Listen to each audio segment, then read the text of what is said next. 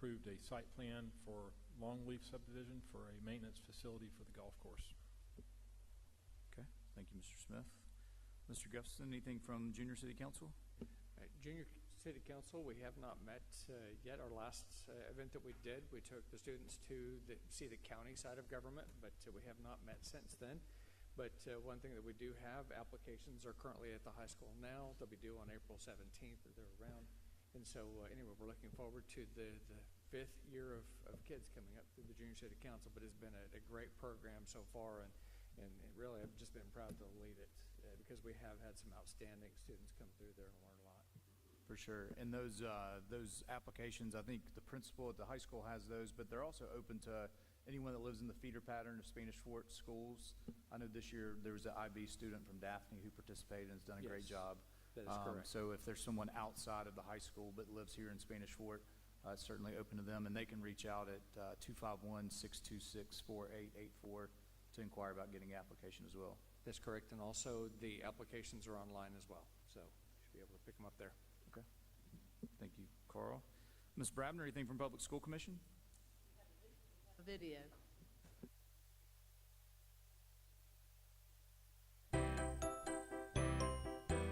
Hi, I'm Amanda Still from Stonebridge Elementary. And I'm Heather Thomas. And we are the school facilitators with Leader in Me. Part of our role is that we help with Leader in Me as incorporating character ed and empowering students with their learning. We use some of that 3 meal money to help with students with gathering education and giving them power in their learning. We also have Student Lighthouse, where we work as kind of like student council members, and we do service learning projects and a lot of really fun things that help with character education. 3 meal matters.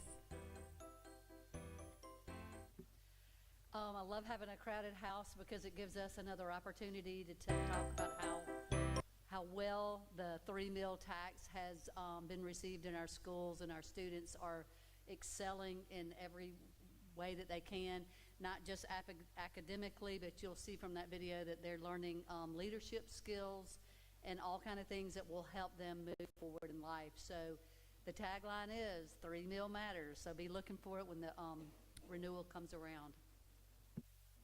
Okay, thank you, Ms. Brabner. I know our Baldwin County State Legislative Delegation today was out at some of our schools presenting them with checks, so I know they were excited at the middle school and high school today to get those, so that's always a good thing, in addition to the 3 meal commission, so thank you for that. We'll come now to the point of public participation tonight. I'll open the floor for that. Just remember, once we do, if you could step to the microphone, state your name and address, you'll have 3 minutes to speak. And once everyone's done, we will close the floor now to public participation. So we'll have a timer. If you could try to stick to 3 minutes so we can get through as many folks that are here as possible. So I'll open the floor now for public participation.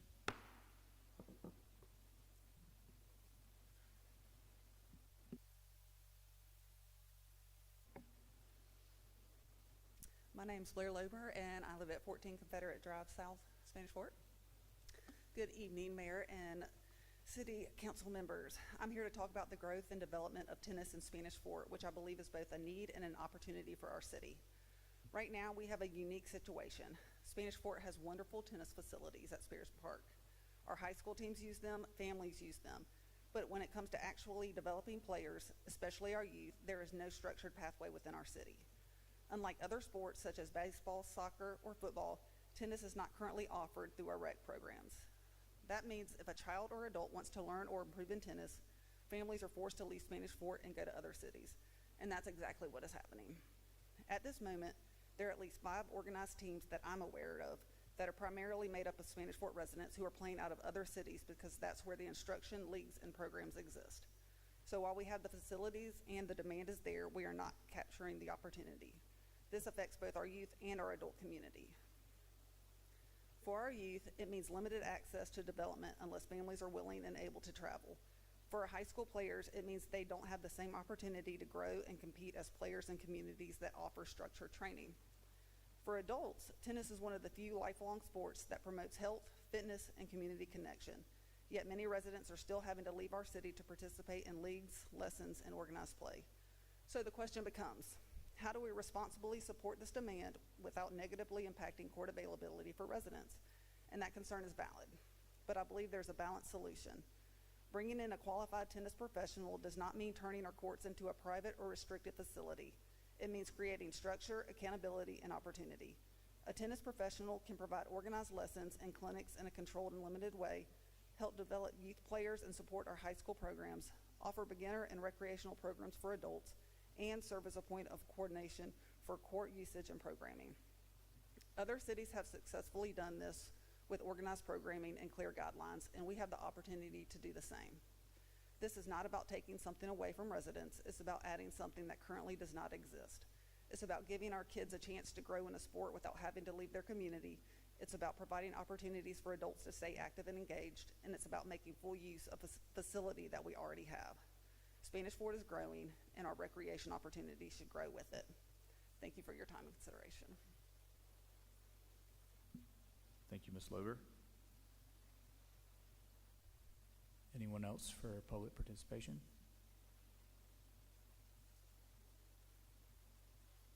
My name is Jennifer Shirley. I live at 32356 Wimbrett Way in Spanish Fort. Good evening, Mayor and council members. Thank you for your time tonight. I'd like to offer a simple perspective. When a city builds a baseball complex, we expect leagues, teams, and organized play. When basketball courts are built, we expect games, tournaments, and consistent use. These facilities are created with a purpose and supported to make sure they serve the community. So why should tennis be any different? Tennis is a bit more of a niche sport. Unlike basketball or baseball, it's not always something people can just pick up and play without guidance. It requires instruction, development, and a pathway for beginners to feel comfortable getting started. Without that structure, participation naturally stays limited. That's why having a qualified tennis professional is so important. A pro can provide clinics, youth development, and organized league play, creating opportunities for people of all ages and skill levels to get involved and improve. That kind of leadership is what turns an underused facility into a thriving community asset. Right now we have the courts, but without programming and direction, we're not seeing their full service or their full value. This isn't about building something new, it's about investing in what we already have and making it accessible and active. If we want our tennis courts to truly serve the community, we need to support them the same way we do other sports, with structure, leadership, and opportunity. Thank you for your time and consideration. Thank you, Ms. Shirley. Anyone else for public participation? Oh, come on, y'all. I've gotten texts and emails. Come on.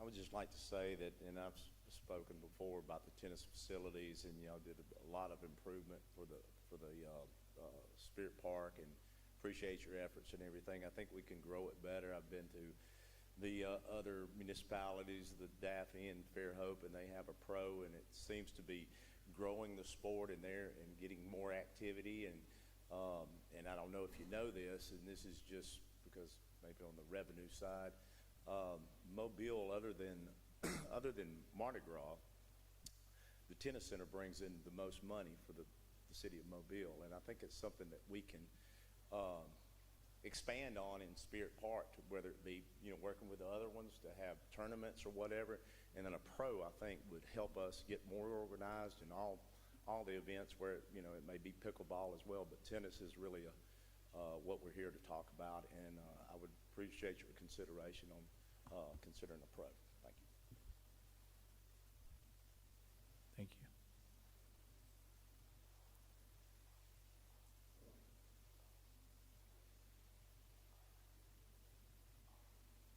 Hey, good evening. My name is Cherie Nelson.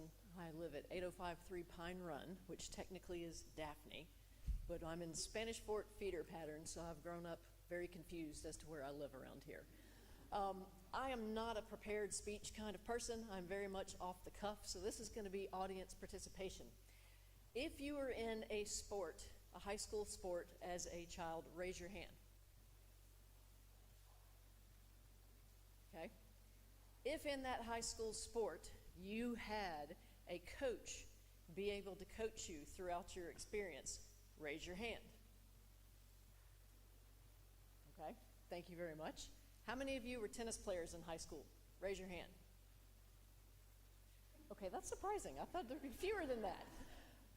Pam. Hi. She's our our coach for the Spanish Fort High School girls tennis team. Pam, not to throw you under the bus or put you on the spot here, how much time do you have to individually coach these kids? Be honest. Individually. Not much. We have practice 3 days a week, sometimes 4 days a week. I have 8 girls currently on the team. Spending time with each one of them is limited. When we have a match, I'm going from court to court to court. Right, exactly. So that brings up my point. When you have a football team, you have a basketball team, you have a baseball team, there's a lot more time that those coaches have. Pam is running like a chicken with her head cut off at these tennis matches. If we had somebody at our courts here in Spanish Fort to be with our future tennis players on the high school teams, I think you would see a great benefit from our community for having somebody for these kids. Tennis is a different sport. Yes, it's individual, but in the high school, it's also a team sport. So you have to have a lot of gumption. Number one, to stand out there by yourself with nothing and know that you know what you're doing because you had a coach tell you all the rules and go over everything with you, because there's a lot to it. Mary knows. Lots of different rules to it. I think Spanish Fort would benefit greatly from having a pro available for these kids, our upcoming kids, our future kids in this area. This is a great place to live. I'm very thankful that you guys have made this opportunity for people to come and speak. But tennis is a future sport in this area, and I would love to see these kids get the chance to have something, to give them the confidence that they need. I can't tell you how many kids I have had over the years who have come to me and said, I've never been good at anything. I finally found something that I like. This is really fun. And I had a kid the other day tell me, I actually was doing great in PE, at pickleball. It's because I know how to do tennis. And now I can beat all these kids that are always beating me in PE. It's definitely a confidence builder for these kids. And I'd love to see them have this opportunity in Spanish Fort that we have in other communities. Thank you very much. Appreciate you. Thank you, Ms. Nelson.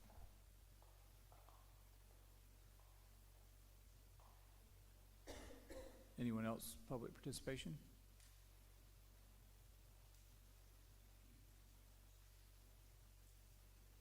Hi, my name is Jill Emerson. I live at 1 Patrice Trace. I, like Cherie, live on the other side of the road, so technically I'm not in Spanish Fort, but I do play a lot of tennis, and I do agree with all the things that have been said today about the importance of developing tennis here in Spanish Fort. I also have kids that play tennis. I play league tennis, and it has forced me, because I have to go down to Daphne and Fairhope to play tennis, you know, to be able to play on these league tennis, just because tennis, like they said, is a very unique sport, and you have to play where you can get in on a team. So the restrictions, I think, really need to be a consideration when you go in and you make these rules. And I know Spanish Fort Spirit Park has had rules where you can't have a pro come in, and I think that's really hurt our development of tennis here in Spanish Fort. But my main concern is I think that, like any of the other sports, baseball, softball, soccer, everybody can bring in a pro, but tennis, we have to go someplace else. And so I think when you consider having a pro here, I think it should be available for any pro, that it's not just a monopoly of one pro. But it has been very beneficial to Fairhope and Daphne and all these other courts. So I just think when you're considering it, please be mindful that there are many pros out there, is all. Thanks. Thank you. All right, anyone else, public participation?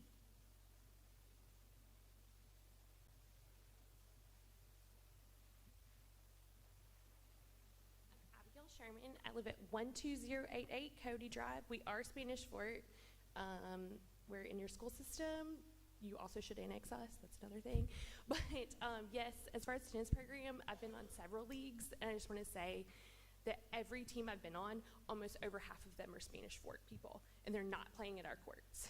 And our kids aren't there, and they want to be, but they just aren't as organized as the ones that have the pros. And so we're really missing out on those opportunities. They're also, I've played at every single court, I think, between Mobile and Baldwin County, and we have some of the best courts. And so to have everyone have the best, know we have the best courts and still not playing here shows us how much we need a pro. And I mean, we are using these facilities, literally spent 3 hours playing at the courts Friday night. So we are, like, we just really need that pro to add that. And I will say that my young child, he is one of the ones that has tried other sports and has not been able to find anything, and tennis has been his number one. And so to not have that here in Spanish Fort has been very hard and difficult for us to have to travel and go to other places. And there's a million of his friends, there's popular tennis camps. This really could be something that could make our city better. Thanks. Can you give me your name again? Oh, yeah, sorry, I talk fast. It's Abigail Sherman. Okay, thanks.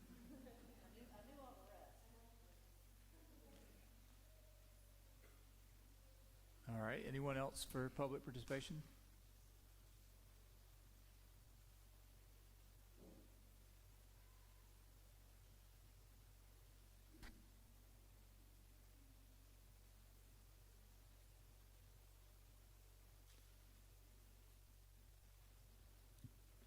My name is Goodwin Holly, and I live at 2 Union Pass in Spanish Fort Estates.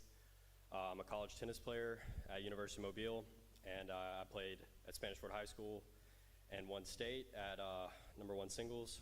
I've always been grateful for our well-maintained Spirit Park courts, and they're great. However, I did feel like I was kind of successful in spite of that. A lot of the successful players at Spanish Fort had to be willing to travel to Daphne, Fairhope, Gulf Shores, Pensacola, Mobile. And I feel like if we had a pro in Spanish Fort, that would be a great asset. And even with those challenges, we were competing with teams like Mountain Brook, Homewood, players in wealthy areas that had an abundance of resources. So I think that if the upcoming junior players had access to something like that, I think our junior teams would be very competitive. And like some of the other people said, many of the people that already play, they travel to Daphne, and I think they would leave those places and they would come to Spirit Park. So that's all I've got to say. Thank you, guys. Thank you. All right, anyone else, public participation? My name is Brady Hall. I live at 32328 Wildflower Trail up in Cambron, and I don't have anything written down, so flying from the cuff here, ladies, right? I started playing tennis 4 years ago, and I played on a team at a Lot Park, and I'm very thankful for the year that I played there. But when it came time for me needing to play a nighttime league, I couldn't find any answers, and so I came up here to City Hall, and nobody could give me any answers of how to start a team. They gave me the name David Chapman to call, and he was like, we don't do rec league here, we don't do leagues here for tennis. So I scoured Facebook and searched tennis in Spanish Fort, and that's how I met Mary Brabner. And so that's how we were able to start a 2.5 night league team here. So I don't know for me and for all of us what the answer is and how long it will take to get there. But you've got, I've got boys, and they play the very non-conventional sports of, I've got one that runs cross country, 3 that wrestle, and 1 that plays tennis. And so a lot of, I know time and commitment and travel things are put into the other sports as soccer or baseball. And if we want our kids, to me, to get off devices, to do other things, tennis is a great sport. It's something I wish I would have played as a younger kiddo. I was a track runner, and so I did that. But tennis is something I can compete in and win. And I think it's, as a coach now, to instill that in players. I just think it's really important. And she's right when she said, Pam, we can't coach all of our players. Like, I can encourage them and tell them where to go on the court, but somebody that's really focused and knows what to do can do that. And so if we can figure out a way and not rush into it, but have a committee somehow figure out how to do this right, research Daphne, research Fairhope, figure it out, I think with the way that Spanish Fort is growing, it will be an asset for our community in the future. Thank you. Thank you, Ms. Hall. Anyone else for public participation?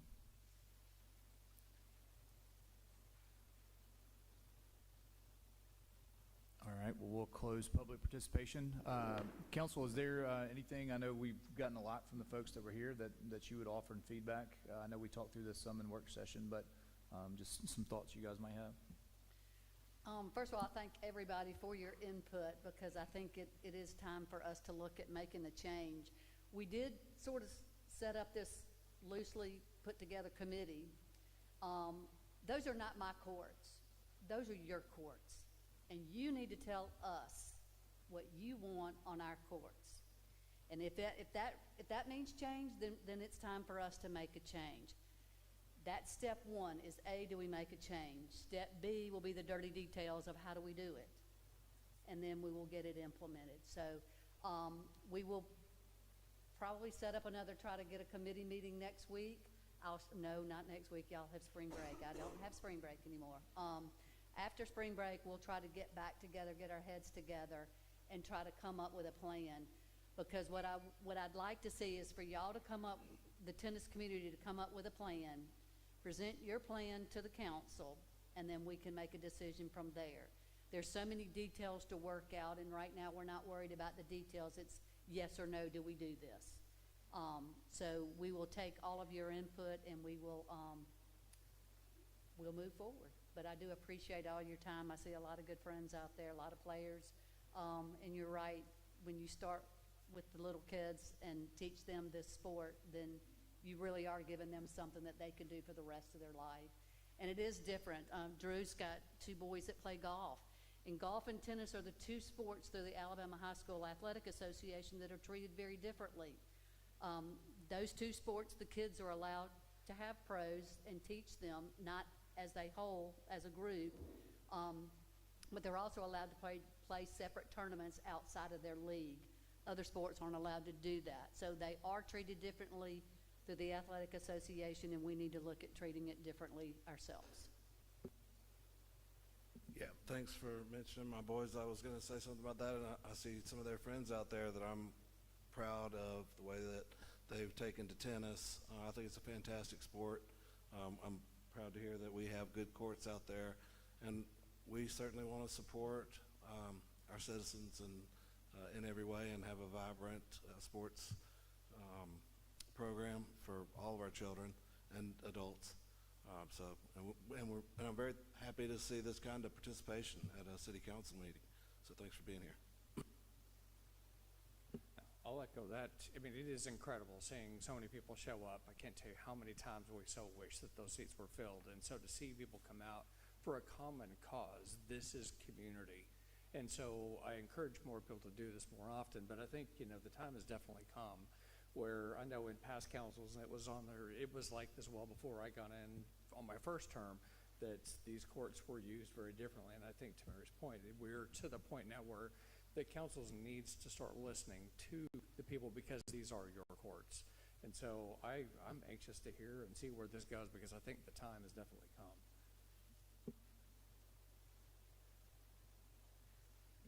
Everybody's looking at me all of a sudden. No, I'll just say I played a little tennis when I was in high school. Had a good friend who was #1 in the state at my school, and went on and played college. And anyway, he whooped me so bad on the tennis court. But anyway, I didn't play much after that, and I don't pretend to know much about it right now. So when y'all do come up with some suggestions, remember you're talking to me, and I don't know much, so you're going to have to help me out. One of the things that I would be interested in is how many hours a week and so forth we're using up the courts for this and preventing folks. I said in the work session, if I were interested in going out and me and my neighbor wanted to go hit a couple balls, if the courts are all taken up because of league play or pros or whatever, that would be depriving me, a taxpayer, of using some public facility. So I'm not saying that it's wrong or right. I'm just saying, help me to learn, and come up with suggestions about what times a day or how many hours a week and what all that looks like, because that is a real concern. But I appreciate y'all all being here, for sure. Yeah, I think if we had one more person come up and talk, I could get behind it. But I'm just kidding. I too had a really good friend who was #1 in state too. Anyways, Mary said it. You guys gave us a lot to think about. I think that committee is a really good idea, and it's really exciting. I think you guys made a lot of really good points, and I look forward to figuring something out. So thank you guys for showing up. So I think there were a lot of good points made by all the folks that came up. Something that stood out to me, SFSA, when they heard about, I think, the situation going on, not just with the adult tennis, but also some of the younger folks, they did reach out last week and ask, is there some way they could incorporate youth tennis in the SFSA program, which I think is good that they're at least willing to entertain that, and it's something we could do down the road for sure, in coordination with them. I don't want to put you on the spot, Mr. Weaver. He's our parks supervisor. What would it look like? Because I know we've had this issue with other sports in the past as far as folks giving lessons that didn't have insurance and all that kind of stuff that we've had to run off because it's kept some of our SFSA programs from being able to use batting cages or fields and that kind of thing. What would it look like, the management? I think the process of hiring a pro and that kind of thing is a big process, but just being able to allow them to use our courts right now that the high school seasons are kind of winding down, what does that look like just from a timing process? I mean, I guess availability process. Is that something that you think we could do pretty easily?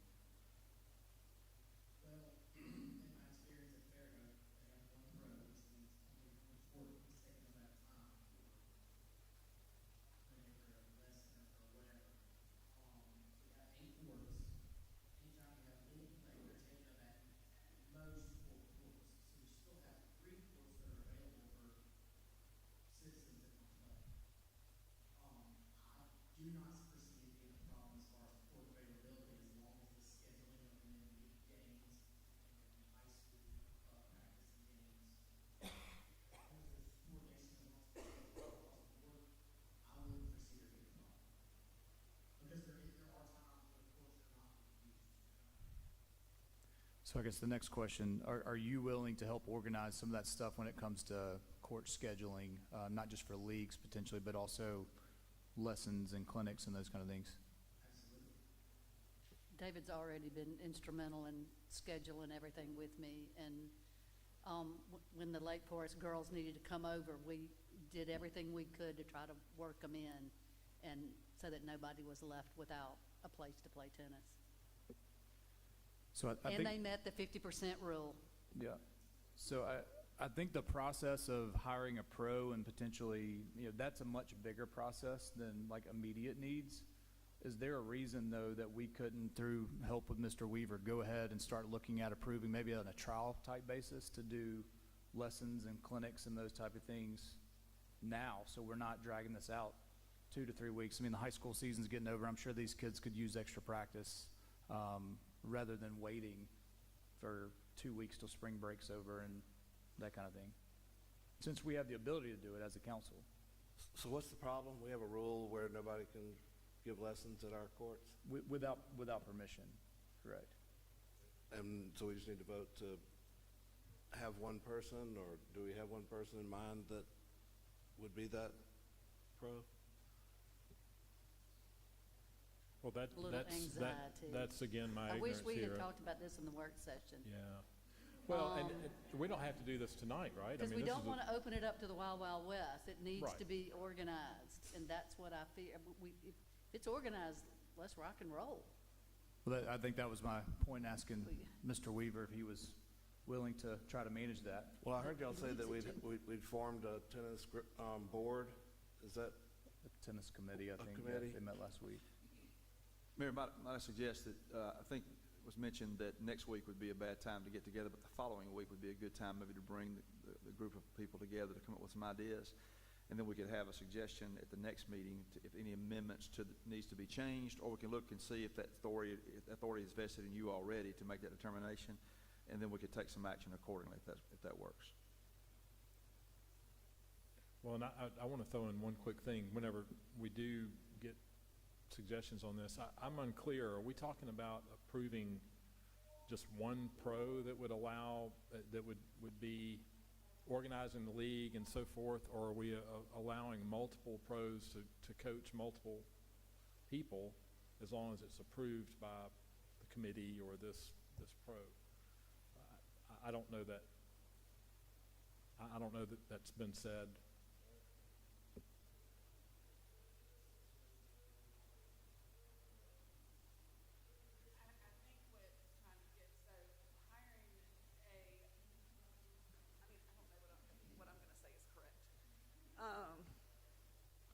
Can you hear me?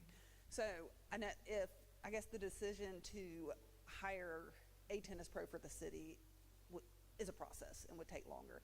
And so I guess the biggest thing now is the high school, they are finishing up their season. They have sectionals coming up. There's been a lot of adult players that have been displaced from where they were playing. And so in the rules and regulations for Spirit Park, ordinance number 680/2024, section 1D9 states that there are no paid lessons without approval through the city. And so I guess in the meantime, while that decision's made to hire a pro through the city, could we get approval for somebody to come in to do a lesson or a clinic at Spirit if they meet certain criteria?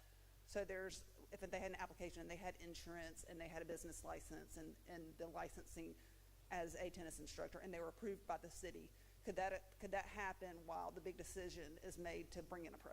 I guess we could make David the gatekeeper. Mr. Weaver, you trying to?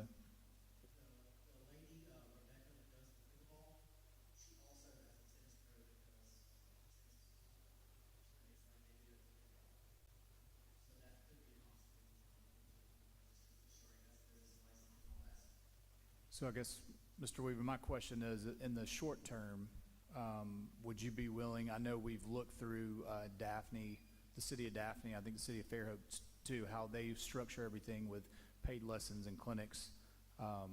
If we were to follow those parameters maybe for the next month to get us through spring break in this next meeting, would you be willing to kind of manage what that looks like to make sure people are licensed and insured, all that stuff, to be able to do lessons the way we would for any other sport with permission? Absolutely.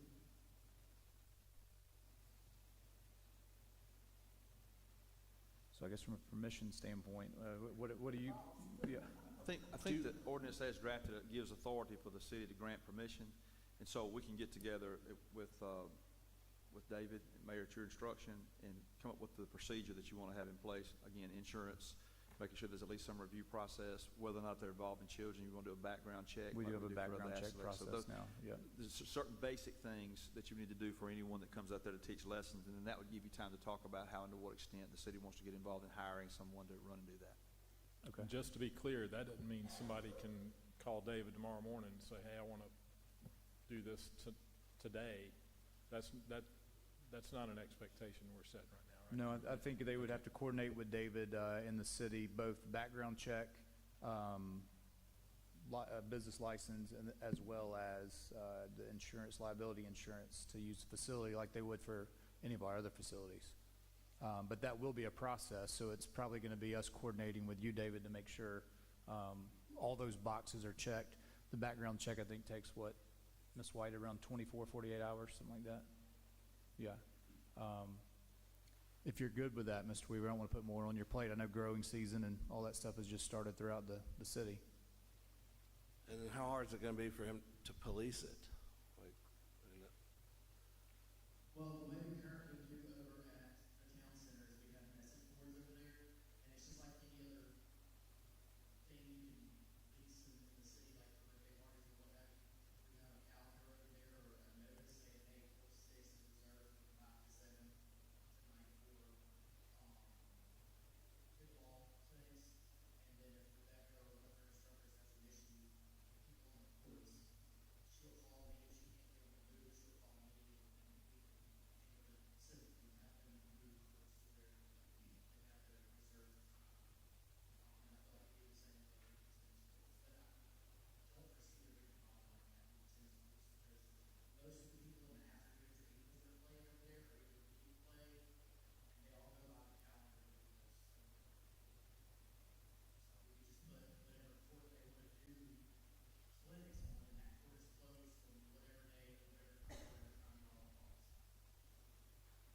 Okay. So are you guys good kind of circling up with David? Anybody that's interested over the next, what do you say, through this Friday maybe, and try to get any background checks, all the appropriate licensing and insurance done, and then kind of go from there? You good with that, David? Everybody else good with that? And then I think the other conversation around a pro is a bigger conversation. And then maybe that committee we discussed meeting after spring break could look at, moving that initiative forward. Okay, my only concern, I just pulled up the city calendar, and this week, the courts are, the daytime we're pretty much wide open, but Monday, Tuesday, Wednesday, Thursday, from 6 until, say, 9, there's at least 4 courts taken by league. The same, only one night the next week, which y'all are on spring break. It just concerns me that we're not, unless we put a little bit more thought into it, we've committed 4 to league, and now if we commit 1 more to a pro, 1, maybe 2, whatever we decide, then we're still not leaving that 50% out. I mean, it jams it up at night. Daytime, we're wide open. I just would like a little more time How to long think. is a typical lesson? Hour? Yeah.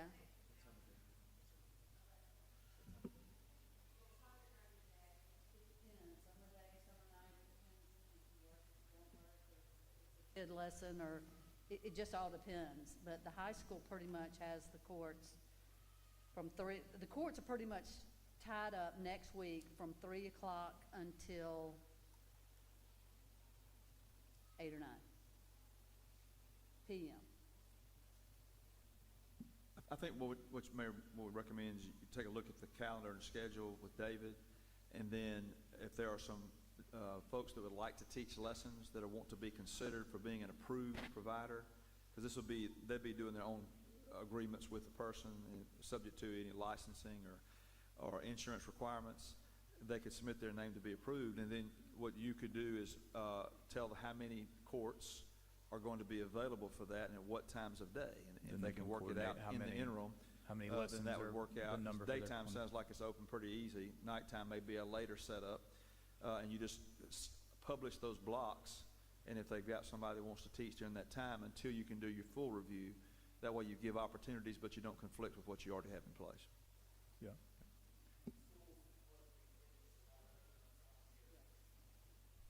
Okay. All right, but let's circle up, David, maybe first thing tomorrow, and kind of talk through, make sure they're getting you all the information you need to verify and do background checks on these folks. And, this is not a forever conversation. Like if this looks terrible over the next 2 to 3 weeks, then maybe we need to revisit it. And at that point, we'll have more conversations with the tennis committee about what the future overall and a bigger picture looks like. If you guys are good with that. Do that?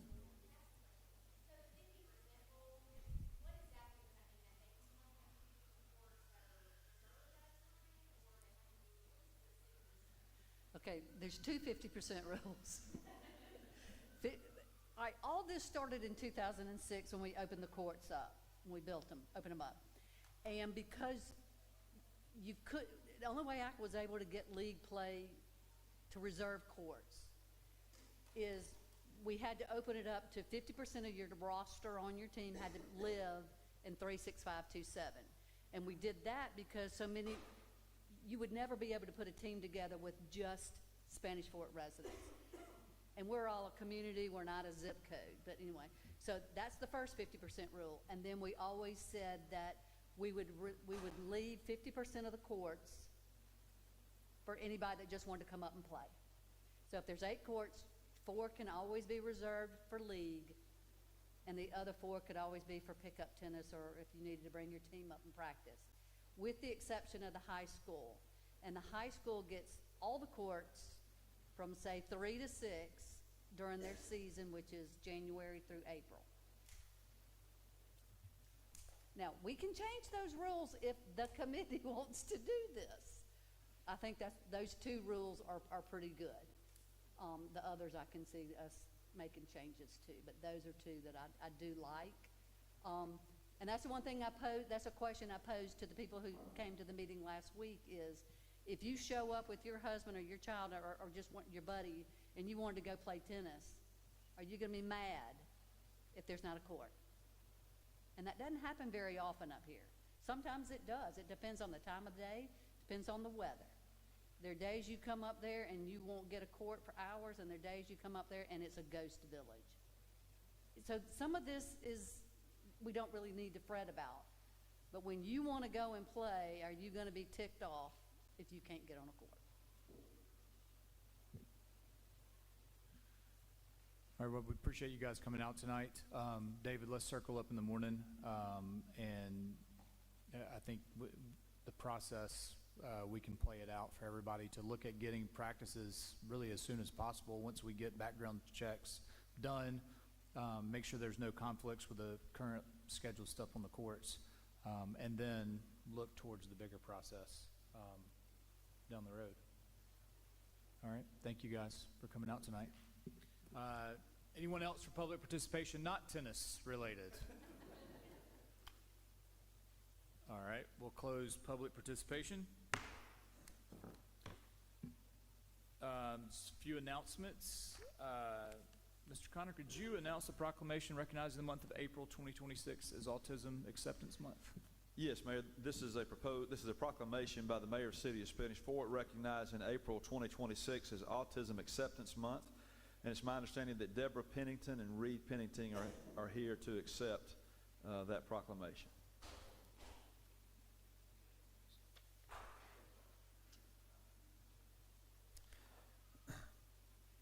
Whereas autism is a developmental condition that affects how individuals communicate, interact, and experience the world, and is part of the natural diversity of the human population. And whereas people on the autism spectrum contribute valuable perspectives, talents, and skills to our communities, enriching civic, cultural, and economic life. And whereas fostering acceptance, inclusion, and understanding helps ensure that all individuals, regardless of neurological differences, are treated with dignity, respect, and equal opportunity. And whereas many individuals with autism, along with their families and caregivers, continue to face barriers to education, employment, health care, and social inclusion. And whereas increasing awareness and promoting acceptance can help break down the stigma, support inclusion, and build stronger, more compassionate communities. And whereas April is recognized nationwide as Autism Acceptance Month, a time to celebrate neurodiversity and reaffirm our commitment to supporting individuals on the autism spectrum. Now therefore be it proclaimed that I, Brad Bass, Mayor of the City of Spanish Fort, Alabama, on behalf of the City Council and citizens of Spanish Fort, do hereby proclaim the month of April 2026 as Autism Acceptance Month in the City of Spanish Fort, and encourage all citizens to promote acceptance, inclusion, and understanding of people with autism, given under my hand and the Great Seal of the City of Spanish Fort, Alabama, on this, the 6th day of April in the year of our Lord, 2026, Brad Bass, Mayor.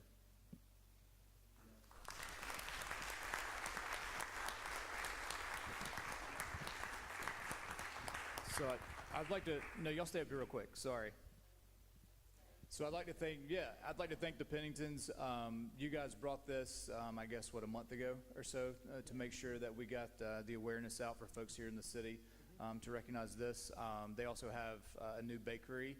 They did a pop-up shop on Autism Awareness Day last week that garnered a lot of folks here in City Hall, and they will have a new bakery that'll be opening later this summer, which I think will be a great thing for the community, but also it's going to help employ some bakers with autism and other disabilities, which I think will be a great addition to the city. So thank you so much, and thanks for all you guys do. Thank you.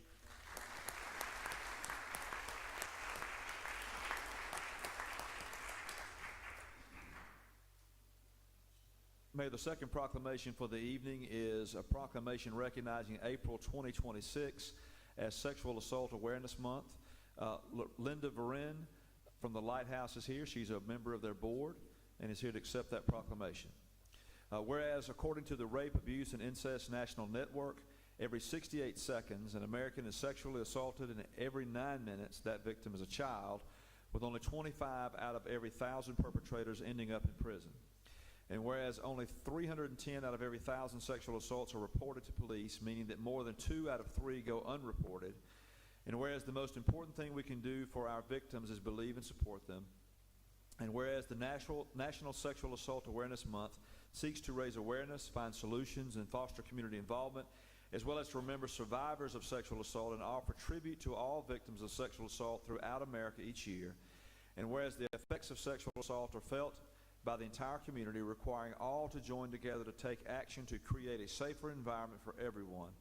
And whereas the City of Spanish Fork commends the Lighthouse for encouraging all citizens to become more aware of sexual assault and for remaining strong and persistent advocates toward the support of all victims of such terrible acts. Now therefore be it proclaimed that I, Brad Bass, Mayor of the City of Spanish Fort, Alabama, on behalf of the City Council and citizens of Spanish Fort, do hereby proclaim the month of April 2026 as Sexual Assault Awareness Month in the City of Spanish Fort, and encourage all citizens, businesses, and organizations to join in raising awareness, supporting survivors, and working together to prevent sexual assault in our community.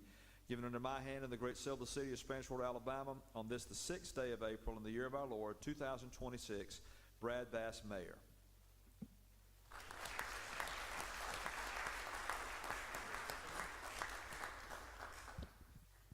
Just real quickly, I want you to know that the Lighthouse, we have a 24-hour crisis line. We have 24-hour advocacy for hospitalization for the victims, and we have court advocacy and support groups. So we are there for you. The victims are not alone. The survivors are not alone. We are with them 24 hours when we're needed. Thank you. Thank you, Ms. Brennan. I know Chief Barber's very aware. We had a trafficking operation that we done with some additional training the police department was able to do a couple weeks back, but I think everybody likes to think it would never happen in our community, but unfortunately things like that and just sexual assault in general happen. So thanks so much for all you guys do at the Lighthouse, and we appreciate you guys coming in tonight. Thank you. Thank you. Perfect. Thanks so much for coming tonight.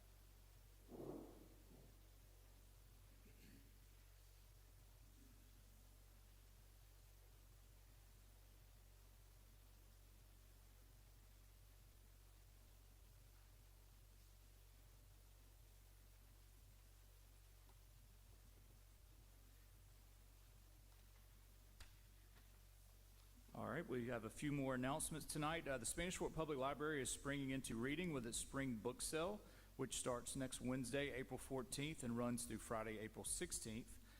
Feel free to stop by and discover great reads that have been recycled. If you have books to share, they're always accepting donations up through this Friday, April 10th.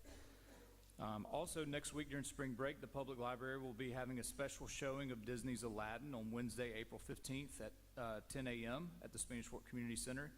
Enjoy the adventure on the big screen while the Friends of the Spanish Fort Public Library treat everyone to popcorn and cookies. This Saturday, the City of Spanish Fort is turning up the fun with the 2026 concert series Pops by the Pond. Join us as we kick things off on the 12th with a lively performance by the Mobile Symphonic Pops Band. We'll also have an exhibit from the Spanish Fort Art Guild. And then finally, excitement has been building for the 16th annual Delta Woods and Water Expo. The event at the former Five Rivers facility will take place on Saturday, April 25th, which will include 3 showings from the Auburn Raptor team. And I know a lot of work has gone into that from everybody here at City Hall. Is there any other old business that we need to discuss tonight, guys? No? All right, moving on to new business. We'll look at resolution number 1585, 2026. Mr. Connor? Mayor, this is a resolution authorizing the mayor to execute an intergovernmental project funding agreement with the Baldwin County Board of Education. A copy of the proposed agreement is attached as Exhibit 1. During the construction of the new improvements in sections at Spanish Fort Elementary School, it was necessary to remove the old concession stand and bathrooms located adjacent to the athletic facilities there for purposes of construction, staging, equipment storage, etc. In response to that need, the school board has offered to provide $200,000 to the city for the reconstruction of that concession stand and bathroom facilities. The city would also be responsible for bidding the project, overseeing construction, and would be responsible for any construction shortfalls or overruns necessary to complete that project. Okay, thank you, Mr. Connor. Any discussion around resolution number 1585, 2026? I know Mr. Burrows spoke earlier that pre-construction meeting is basically just waiting on approval of this. So do we have a motion tonight to approve resolution number 1585, 2026? Make a motion to approve Resolution 1585, 2026. Second. Roll call, Ms. White? Smith, Yes. Gustafson, Yes. Ramsey, Yes. Wynn, Yes. Brabner, Yes. Mayor Bass. Yes, resolution number 1585, 2026 is approved. Next, we'll look at resolution number 1589, 2026. Mr. Connor? This is a resolution authorizing the mayor to enter into a contract with Mississippi Mosquito Control LLC, doing business as Vector Disease Control International LLC, to provide mosquito control services to the city of Spanish Fort, Alabama. A copy of the proposed agreement is attached as Exhibit 1 and provides for larviciding, surveillance, adulticiding, testing, record keeping, training and assistance with public interaction, and encouragement to help with mosquito population control. The amount of the contract for the term of April 1, 2026 to October of 2026 is $24,350.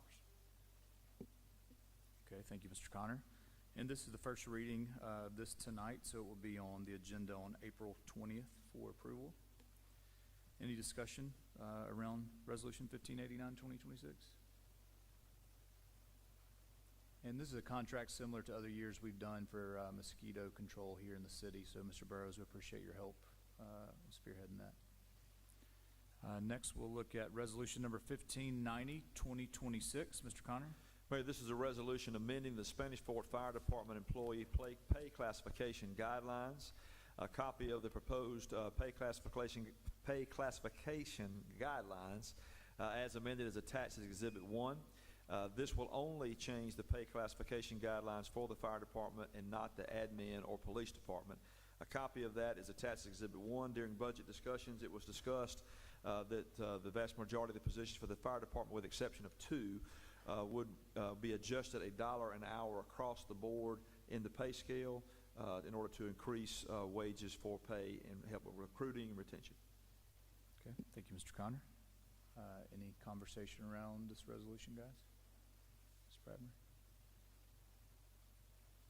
So this was a resolution to change the pay scale.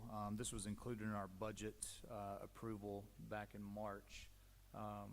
This is really just amending that pay scale for the firefighters for the approval that we had back in March. Would you guys be willing to suspend the rules on resolution number 1590, 2026 to amend the fire department employee pay classification guidelines? I'll make a motion to suspend the rules. Second. All right, roll call, Ms. White. Smith, Yes. Gustafson, Yes. Ramsey, Yes. Wynn, Yes. Brabner, Yes. Mayor Bass. Yes.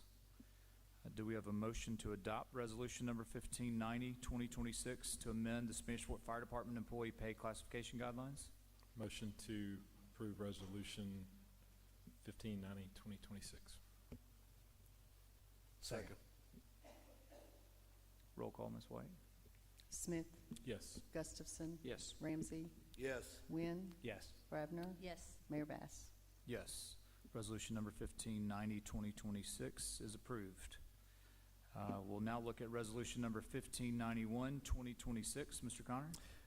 Resolution 1591, 2026 is a resolution disposing of surplus property.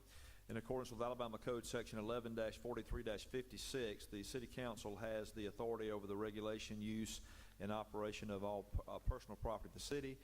This resolution would declare 2006 Dodge Dakota with a VIN number attached to the resolution, and also 2008 Ford F450 Super Duty truck as surplus property and no longer needed. It's my understanding that they have a good bit of use and also need some significant repairs that affect their value. Okay. Thank you, Mr. Connor. Anything, Mr. Burrows, you'd like to add to that? Both of these units, the repair cost exceeds the value of the vehicles. Okay. I did leave off one thing. It authorizes the mayor to dispose of that equipment as expeditiously as possible. Okay. Thank you, Mr. Connor. Any discussion? This is the first reading tonight of 1591-2026. I may be overlooking it, but shoot, my finger slipped and it just disappeared. I only saw one vehicle. So I think the original agenda, the second one we got, I guess in the last couple days, yeah, the Okay. Dakota that is in disrepair. Good deal.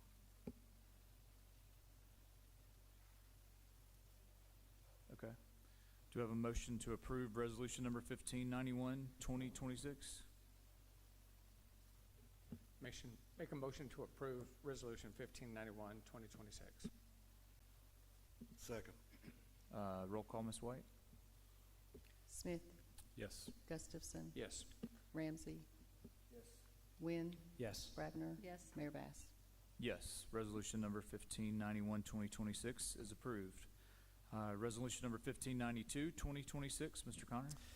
Mayor, this is a resolution naming those portions of Alabama State Route 225 located within the corporate limits of the city of Spanish Fort, Alabama, as American Patriots Way. And it contains a preamble that I think is important, so I'll read some of those as requested in the work session. Whereas July 4, 2026 commemorates the 250th anniversary of the signing of the Declaration of Independence, marking 2.5 centuries of American independence, resilience, and enduring pursuit of liberty. And whereas the American Revolution was fought from April 19, 1775 to September 3, 1783, with American patriot forces defeating British Army, leading to the establishment of the United States of America as an independent sovereign nation.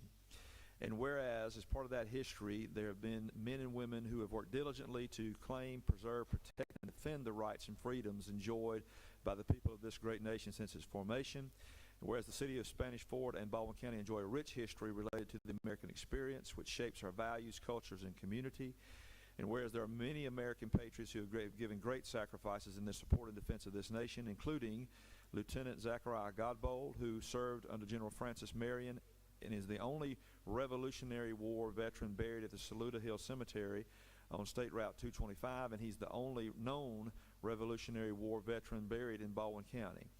And whereas the Battle of Blakely, which is also located adjacent, the battlefield located adjacent to State Route 225, was the final major battle of the American patriots in the American Civil War, occurring on April 9, 1865, which resulted in the engagement of 45,000 Union troops against 4,000 Confederate troops. And whereas approximately 5,000 African American soldiers, known at that time as the United States Colored Troops, played a decisive role in the battle. And whereas the legacy of the American Civil War and location of the Blakely Battlefield have been preserved and lives on as the historic Blakely State Park and is supported by the American Battlefield Trust and its partners, including the Historic Battlefield Foundation. And whereas the Historic Battlefield State Park in Blakely has opened the United States Colored Troops Heritage Trail, identifying and preserving the locations where the USCT regiments were positioned during the battle and recognizing the contributions of these American patriots. And whereas adjacent to State Route 225, the Saluda Hill Cemetery, and the historic Blakely State Park, the Alabama Veterans Memorial Cemetery at Spanish Fort was dedicated on December 7, 2012, and approximately 8,900 military personnel and family members have been interred at this beautiful site, including one of our great American patriots, highly decorated Vietnam veteran Major General J. Gary Cooper, the highest-ranking service member to be buried at the cemetery. And whereas through the vision and hard work of American patriots in this community who love this nation and those men and women who served to preserve and protect it, Honor Flight South Alabama was born. And between May 2008 and May 2013, Honor Flight South Alabama took almost 1,000 American patriots who served in World War II to visit the National World War II Memorial in Washington, D.C.